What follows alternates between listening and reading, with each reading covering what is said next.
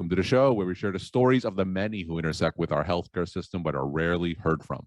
My name is Kevin Poe, founder and editor of Kevin MD. Rate and review the show at kevinmd.com/rate. Subscribe at kevinmd.com/follow. Today in the show, we have Jordan Grumet. He's an internal medicine physician. His latest book is Taking Stock, a hospice doctor's advice on financial independence, building wealth, and living a regret-free life. I've known Jordan since 2005. Old friend from the healthcare social media space. Wonderful to have you on, Jordan.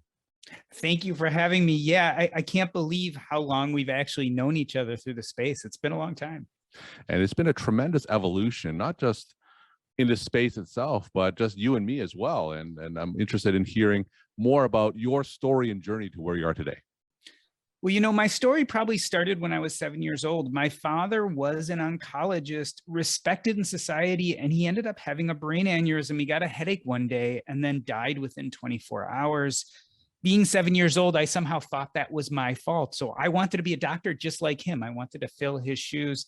And that was really my identity growing up. I went to high school and college. I studied like a madman. I taught myself how to learn everything in the book, just as all of us medical people do. And I was so excited when I got to residency and started being a doctor. But over the years, as so many of us have, I became burned out. The long hours, the feeling like sometimes you just weren't helping people, the paperwork, the administration, the rules, the things that seem to thwart us every time we're trying to do our very best for our patients. When I was in the midst of my worst burnout, I started looking for ways out of medicine, and I discovered the financial independence movement. I looked at my finances, and thank God, because I had parents who modeled great financial information for me, I had enough money to significantly slow down in medicine or even stop. That was about 2014, 2015. And the next bunch of years were a journey for me to figure out really what I wanted to do with my time. Now that I didn't have to fill it being a doctor, were there parts of being a doctor that still had meaning? And if I wanted to step outside of that physician persona, who am I and what should I do with my life? Now, so many other physicians I talk to on this show and on my blog, they talk about the same obstacles that you describe, whether it's the administrative burden and all the factors that lead to their own burnout. But you've actually taken that next step. You've actually stepped away from clinical medicine. You've written, obviously, the book. You're doing what you love. Why have you taken that next step, whereas so many other doctors, they always talk about it, but they're hesitant to do so? Well, you know, when I started getting burned out in medicine, I started looking for the answer of how can I pull away and spend some time doing things that were more meaningful. And everywhere I turned, the answer was, you don't have enough money. I went to my financial advisor and he did a bunch of calculations. He said, you just don't have enough money to slow down. You need to keep working. I went to my accountant, who was my mother at the time, and she said, you need $10 million. I didn't have $10 million. I didn't feel I could stop.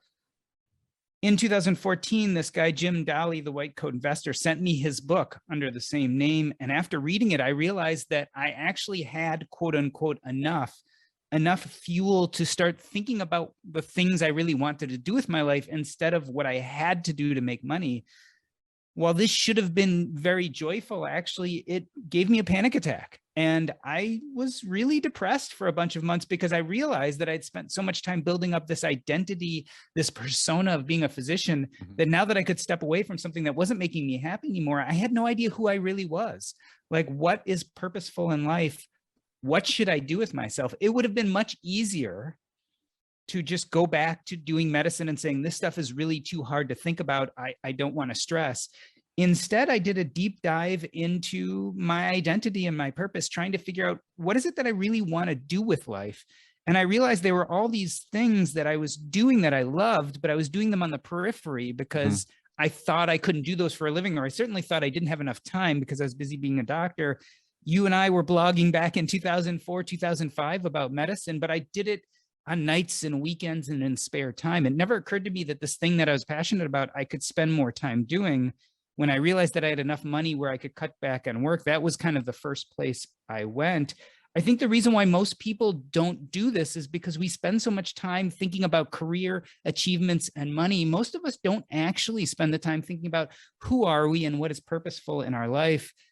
It can be very, very hard work. And it is the kind of thing that once we do it, we realize life is finite and I might not reach my goals. That's real scary work to do. So a lot of us stick away from that. We go for the low hanging fruit, which is some net worth number or some promotion or, owning a private practice or having a certain amount of employees. All that stuff is great, but we kind of forget that money is more a tool to get what we really want in life instead of a goal. So I think a lot of us stick with that goal of achievement and money and forget that it's just a tool for us to actually do other things that are important to us. So you talked about disconnecting yourself or from that physician identity. And I think that's something that a lot of physicians can relate to because it's a pretty linear path to become a physician, right? Now, walk us through that process because you said it was very difficult. And I could imagine it's very difficult after spending 20, 25 years doing the same thing and walking that straight path. And any deviation from that path, I can imagine would be very difficult. So walk us through that and how did you overcome that obstacle to disassociate yourself from that physician identity? This was very difficult work for me, not just because I had worn that identity on my outside for all those years, as you talked about, but also it was the last wisp of my connection to my father who died when I was a little boy. So it was a very emotional transition and it took years of journaling and thinking deeply about what was important to me. The other thing is I didn't throw the baby out with the bathwater. So when I realized that I had some financial space in my life, instead of walking away from medicine, which I think would have led to way more disruption in my life, I started looking really closely at what I was doing day to day. And I slowly started to subtract out the things in the workplace that I didn't like, the things that were giving me friction. So I own my own concierge practice where I seen patients at home, which I loved, but I was getting calls at Friday night and rushing out first thing Saturday morning to see sick patients in their homes. So the first thing I did is I dropped my concierge practice and I did only nursing home work. And then I had some side hustles, whereas medical directors of nursing homes, as well as doing some hospice work. I did that for another year or two. And I'm like, wow, nursing home patients are stressful. You're always getting these late night calls at 3 o'clock in the morning, trying to figure out whether to send someone to the emergency room or not. So eventually I got rid of the nursing home stuff. And so I started doing hospice on a more full-time basis because that was what I really liked. But I started thinking, there are some things I'm interested. Like I knew I liked writing. I knew I liked public speaking. And so I started just pulling away from hospice. I said, well, I'm not going to do it nights anymore. I'm not going to be on call anymore. I'm not going to do weekends anymore. What I was left with as a position being a consultant to the hospice. So they didn't employ me. I was a consultant and I managed a few teams and I didn't even do much patient work. I was more working with the teams to help them manage patients. So their Medicare regulations, you need to have a physician write a note a certain amount of times per month for hospice patients. So here I could teach the nurses, I could help the CNAs and the chaplains and social workers. When there was a high level problem, I could come in for family meetings and really try to help them through those difficult moments. And this really had meaning for me. And I realized I would do this kind of work even if I wasn't being paid for it. And that was like a big aha moment. So instead of throwing away that physician identity completely, I whittled it down to the things that were most purposeful for me, and that was hospice work. So I knew I had to keep that. But on the other hand, that gave me a huge amount of space in my life to start running a bunch of mini experiments about what feels purposeful and meaningful for me. My book actually partially is about this idea of how we find purpose. For me, actually working with hospice patients really clued me into this idea that when you get to your deathbed, often people will say things like, I really regret I never had the energy, courage, or time to, and kind of whatever comes next is their sense of purpose. So I started asking myself that question earlier. I'm like, if I were on my deathbed, what kind of things would be purposeful for me that I'd regret not doing? And I started trying those things because I now had more space to try them. And yes, your book is titled Taking Stock, a hospice doctor's advice on financial independence, building wealth, and living a regret-free life. And Jordan, I can safely say you're probably the only person in the world who could write a book like this, taking your experience in hospice medicine and applying it to financial independence.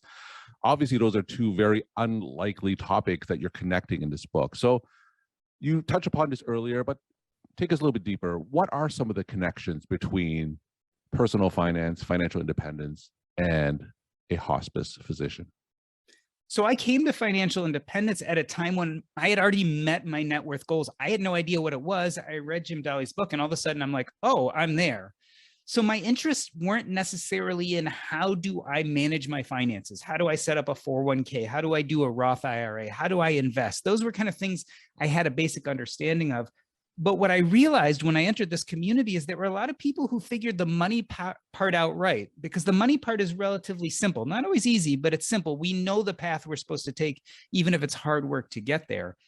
But I saw a lot of people floundering on the point of, okay, I've got my money figured out, but what the heck do I do with my life now? And so I started a podcast called Earn and Invest, where that was really the central focus, these personal finance 201. Now you know how to make the money. What are we going to do now with our lives? And I was interviewing expert after expert about this idea. But on the other side, in my medical life, I was doing more and more hospice work, and I was sitting with patients and hearing them talk about their regrets. And guess what? None of my hospice patients said, I regret that I didn't work more nights and weekends. None of them said, my goal was a net worth of $1 million and I only made it to 500,000. We didn't have those conversations. We had conversations about meaning and purpose and experiences and people and the things they really wanted to do, but never had the courage to try.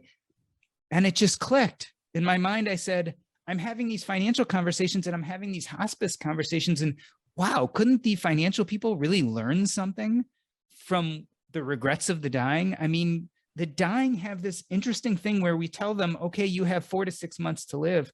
All the BS that clouds our mind, all those things that society tells us we're supposed to be, or we think we're supposed to do, when you get a terminal diagnosis, all of that kind of fades away and you start thinking about what you truly want. And so I wanted to take all that knowledge and experience and bring it to young people. Maybe we could start having these conversations in our 20s and 30s. Maybe we could start figuring out purpose and identity before we built our financial framework, and then build our financial framework around those things, so that not only did we enjoy life once we were retired, but we could start enjoying it right now. We could start working to those important life concepts today, as opposed to waiting till sometime later when we thought we had enough economic fuel. And that was that aha moment where I'm like, oh, these two worlds really do collide. So if I'm a young or mid-career physician and I pick up your book and I want to redefine my purpose, as you said, what kind of lessons can I come away from after reading your book? What kind of questions should I be asking myself to clarify that purpose?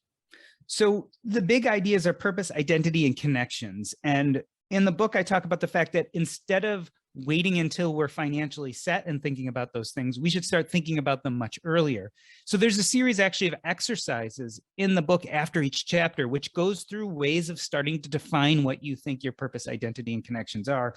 When it comes to purpose, if any of the audience listeners out there have ever worked in hospice, they know there's something called a life review. It's a process we go through with hospice patients where the doctor, nurse, chaplain, social worker, anyone can do it, really sits a patient down and we start talking about their lives. What had meaning for them? What did they accomplish? What didn't they accomplish?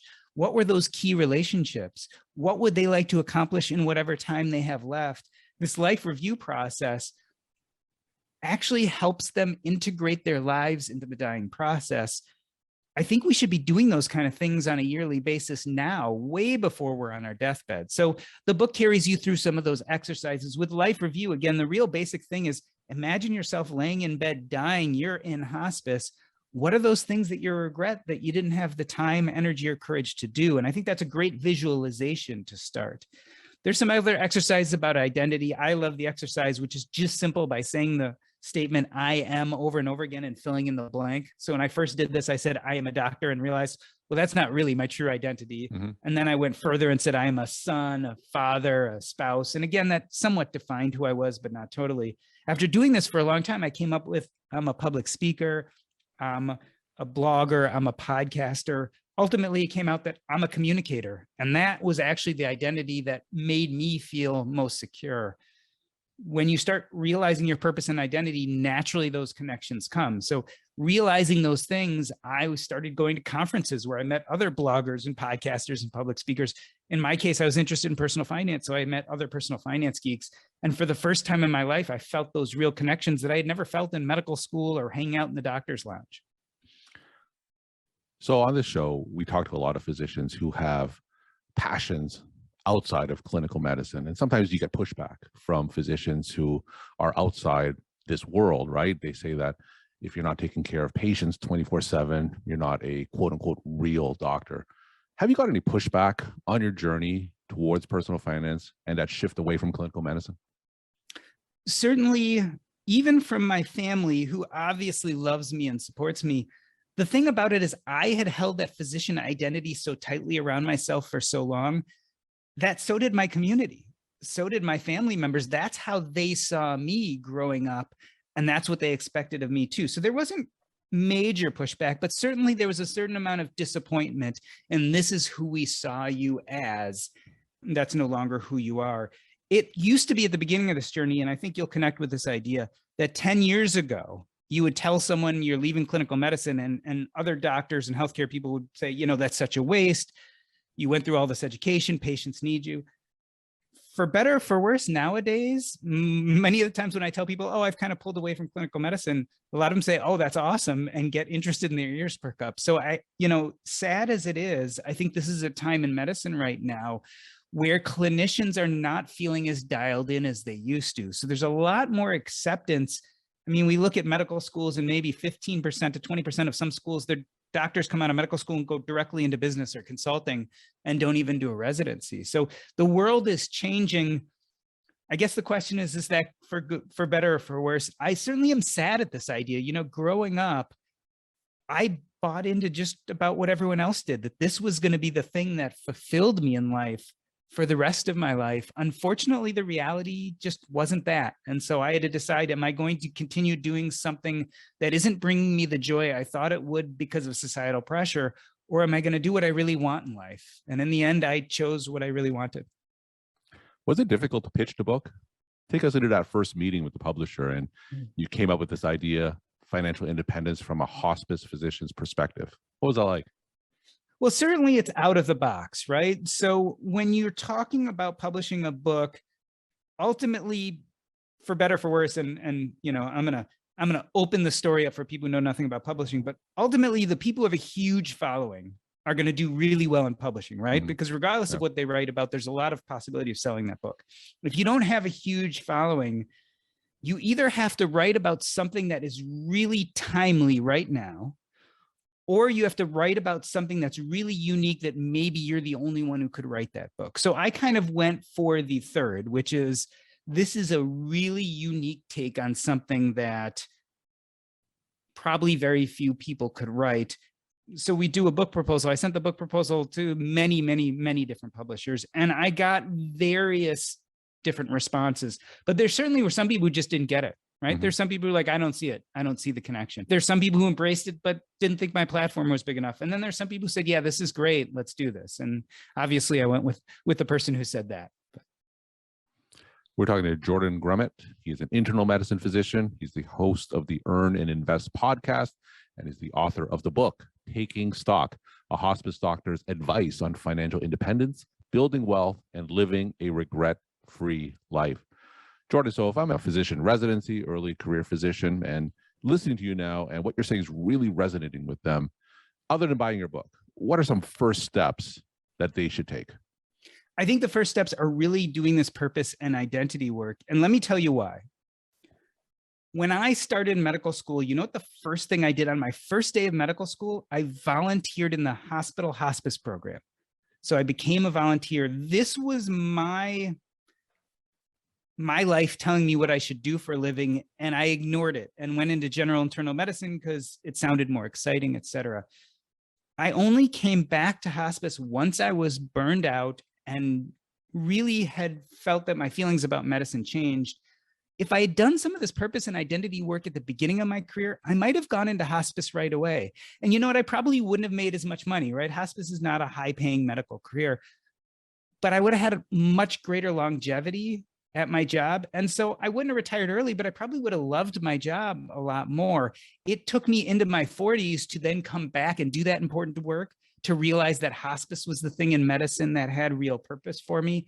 What if I had figured that out coming out of residency? I mean, I could have had a much more enjoyable career. I probably wouldn't have burned out, and I'd probably be working still full-time today and have a lot less money, but I'd probably be enjoying it. And so I think we have to start thinking about those trade-offs early. So purpose, identity, and connections, we got to start really integrating those ideas, even though they're painful and difficult. I mean, this is stressful work sometimes. I think we got to start doing this before we figure out the money. And my final question, what are some of your take-home messages and wisdom to my clinician audience?